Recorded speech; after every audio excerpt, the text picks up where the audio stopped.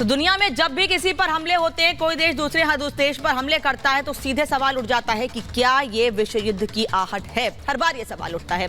इसी पर बातचीत के लिए मेहमान मेरे साथ जुड़े हैं। परिचय करा दूं, मेजर जनरल संजय सोई रक्षा विशेषज्ञ स्टूडियो से मेरे साथ जुड़ रहे हैं। कर्नल शैलेंद्र के स्टूडियो से रक्षा विशेषज्ञ मेरे साथ हैं। कर्नल दिनेश नयन रक्षा विशेषज्ञ मेरे साथ स्टूडियो के बाहर से जुड़ रहे हैं। और रविंद्र सचदेव सर है, विदेश मामलों के जानकार, स्टूडियो से मेरे साथ जुड़ रहे हैं। आप सभी लोगों का बहुत बहुत स्वागत है। रविंद्र सर, पहला सवाल आपसे। सुबह से ही हम आप लोगों से समझने की कोशिश कर रहे हैं कि अक्टूबर के महीने में करीब 6-7 महीने पहले जो तस्वीर सामने आई, सबने देखा कि क्या होने वाला है। अब ईरान की एंट्री के बाद बहुत असमंजस की स्थिति हो गई है। अब क्या होगा? अमेरिका का रुख क्या होगा?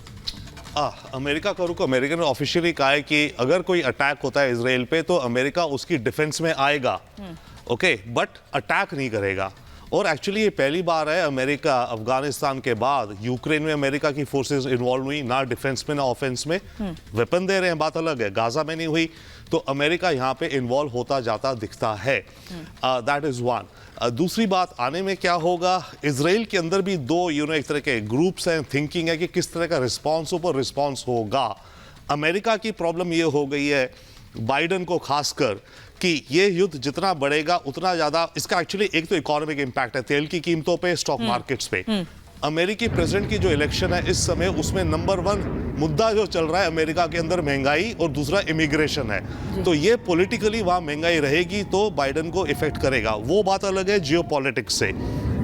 अमेरिका ये कह रहा है और समझ रहा है कि अगर इजराइल ने कोई बड़ा रिस्पॉन्स दिया तो ये चीज स्पाइरल आउट बहुत ज्यादा हो सकती है। जो भी हो, ये एक नया नॉर्मल हो गया। इमेजिन कीजिए, हिस्टोरिकल है ये।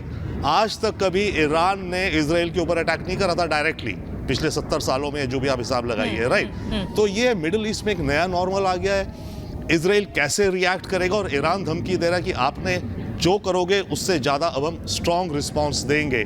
तो सारे मिडिल ईस्ट के देश, यूरोप के देश, अमेरिका, आई थिंक प्रयास में भी ये है कि ये एस्केलेट ज्यादा ना हो, बट चांस ये है कि एस्केलेट होगा, क्योंकि इजराइल अभी नहीं तो कुछ दिनों में अटैक करेगा। खास करके इजराइल का निशाना है, बाय द वे, ईरान के न्यूक्लियर वेपन्स को लेके। अगर ये गाजा जंग ना भी हो रही होती ना अक्टूबर से, क्योंकि ईरान का न्यूक्लियर वेपन प्रोग्राम काफी आगे जा रहा है, इजराइल ने ठानी भी है कि ईरान को न्यूक्लियर वेपन पावर नहीं बनने देना, तो ये दोनों चीजें कंबाइन हो रही हैं अब इजराइल के लिए। ठीक है, मैं मेजर जनरल सोई आपके पास आऊं, उससे पहले एक बड़ी खबर बता देती हूं। ईरानी हमले के बाद इजराइल में मौजूद भारतीय एम्बेसी ने एडवाइजरी जारी कर दी है। भारतीय एम्बेसी ने एडवाइजरी जारी की है। इजराइल में रह रहे सभी भारतीय नागरिकों को शांति बनाए रखने और सुरक्षा प्रोटोकॉल का पालन करने को कहा गया है। दूतावास ने कहा है कि हम क्षेत्र में तनाव पर अपनी नजर बनाए हुए हैं। हमारे अधिकारी ईरान की अथॉरिटी और भारतीय समुदाय के संपर्क में हैं। उनकी सुरक्षा हमारी प्राथमिकता है। मेजर जनरल सोई, भारत ने एडवाइजरी जारी कर दी है, लेकिन हालात अक्टूबर से ही वहां पर खराब हैं। और ऐसा इजराइल की स्थिति इस वक्त ऐसी है कि चारों तरफ से दुश्मनों से घिरा हुआ है, तो गलत नहीं होगा सर, तो हालात तो वहां और खराब होंगे ना फिर अभी। नहीं, बिल्कुल नमिका जी, आप बिल्कुल ठीक कह रही हैं। देखिए, 7 अक्टूबर के बाद से ही अभी तक जो जंग चल रही थी, वो देखा जाए तो ईरान और इजराइल के बीच में जंग चल रही थी, लेकिन ईरान अपनी कठपुतलियों के द्वारा, हमास, हिजबुल्लाह, हूथी, इनके द्वारा इजराइल के ऊपर हमले कर रहा था।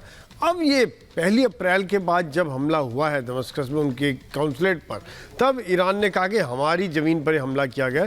अब उन्होंने डायरेक्ट हमला किया। ये एक लेवल अलग हो गया, यहाँ पर कहानी चेंज हो गई है। और जिस प्रकार के वेपन्स का इस्तेमाल किया गया, cruise missile, ballistic missile, drones और रॉकेट्स तक का इस्तेमाल तो हिजबुल्लाह और हमास भी कर रहे थे, लेकिन क्रूज मिसाइल, बैलिस्टिक मिसाइल का इस्तेमाल करना एक नेक्स्ट लेवल ले जाता है। और किसी देश का दूसरे देश पर हमला करना, ये लड़ाई को अलग लेवल पे ले जाता है। यही कारण है कि आज पूरी दुनिया में तहलका मचा हुआ है। चाहे वो G7 के साथ मीटिंग है, मिडिल ईस्ट में हर कंट्री सोच रहा है, हर कंट्री एडवाइजरी इशू कर रहा है, फ्लाइट्स रद्द की जा रही हैं इजराइल के लिए, ईरान के लिए। आगे क्या होगा पूरे सब समझ नहीं पा रहे हैं, क्योंकि ईरान के लिए एक तरह से ये इज्जत का सवाल था कि जब उसके एम्बेसी पर हमला हुआ तो कुछ ना कुछ तो करना था उसने। 2 तरीके थे, या तो वो इनके द्वारा हमला और बढ़ाता, हिजबुल्लाह, हूथी के द्वारा, या खुद हमला करता। अब यहाँ जो खुद हमला किया है इन्होंने, गए तो इनको शायद ये पता भी होगा कि ज़्यादातर डिस्ट्रॉय हो जाएंगे, क्योंकि यही कारण है कि उस चीज़ को अवॉइड करने के लिए उन्होंने अलग अलग weapon system, missile system use किए।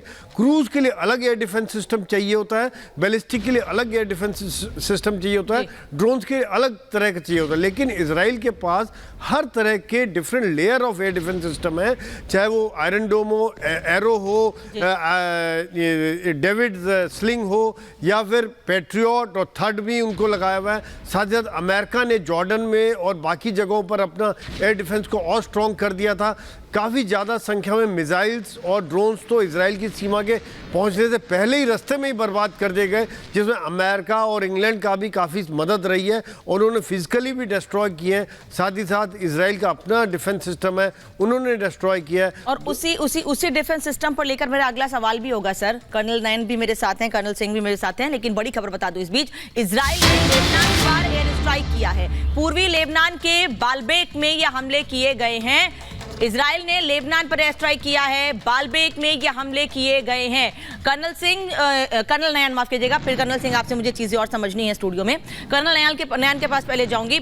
जो बात कह रहे थे मेजर जनरल सोई, मैं उसी को आगे बढ़ा रही हूं, उसी पर सवाल पूछ रही हूं आपसे कि इजराइल का डिफेंस सिस्टम स्ट्रांग है, ये सब जानते हैं डिफेंस सिस्टम स्ट्रांग है, लेकिन आज ये भी दावे किए जा रहे हैं, ये बातें भी कही जा रही हैं कि जो इजराइल पर हमले हुए हैं वो कम हुए हैं, वो अटैक हमने हल्के कर दिए हैं, क्योंकि ब्रिटिश की सेना ने, अमेरिका ने और कई दूसरे मित्र देशों ने इजराइल की मदद की है।